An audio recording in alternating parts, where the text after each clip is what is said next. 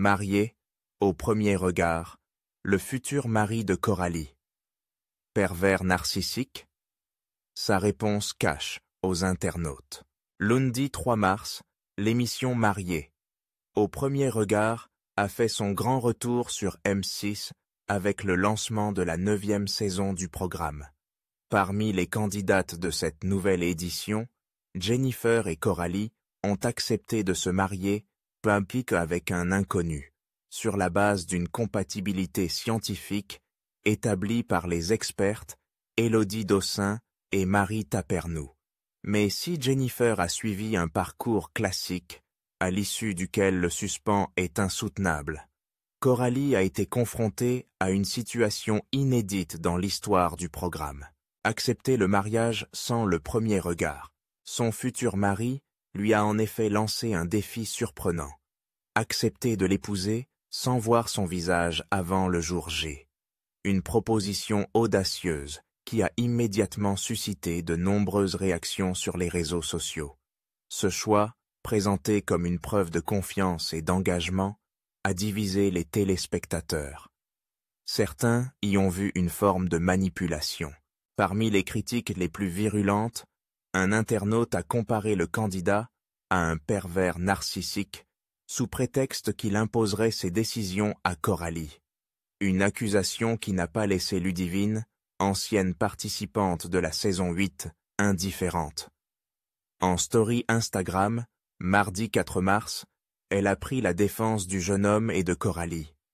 Alors je ne savais pas qu'une personne qui décidait était un pervers narcissique, a-t-elle fait savoir en réaction, avant de préciser tout en bienveillance.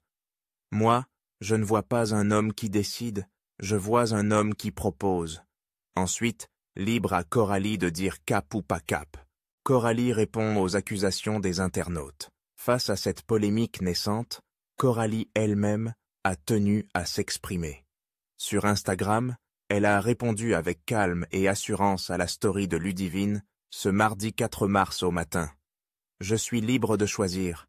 Merci, c'est une expérience bienveillante. » Une mise au point qui a le mérite d'être claire et qui rappelle que cette aventure repose avant tout sur le consentement des participants.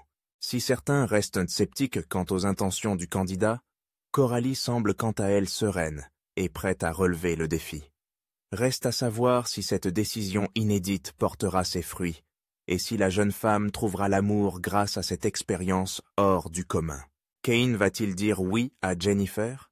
On a regardé le prochain épisode de Mariés au premier roi, le premier épisode de la nouvelle saison de Mariés.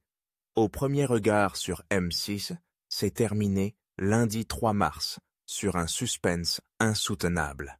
Le prochain épisode disponible sur M6 Plus Max révèle la suite de la cérémonie entre Kane et Jennifer. Mariés, au premier regard est de retour depuis lundi 3 mars sur M6 avec une saison 9 pleine de rebondissements. Cette année encore, le concept reste le même. Unir des célibataires compatibles selon des critères établis par des experts. Mais dès le premier épisode, un moment de tension est venu bousculer le mariage de Jennifer et Kane. Jennifer, maman d'une préado. Dans cet épisode inaugural, les téléspectateurs ont découvert Jennifer, coach sportive et professeure de pilates de 33 ans, qui rêve de rencontrer l'amour après plusieurs relations décevantes. Face à elle, Kane, 31 ans, sapeur-pompier, a traversé une épreuve difficile liée à la maladie de Huntington. Longtemps dans l'incertitude, il a appris qu'il n'était pas porteur du gène, une révélation qui l'a poussé à vouloir se projeter et fonder une famille. Avant même la cérémonie, les proches des futurs mariés ont fait connaissance.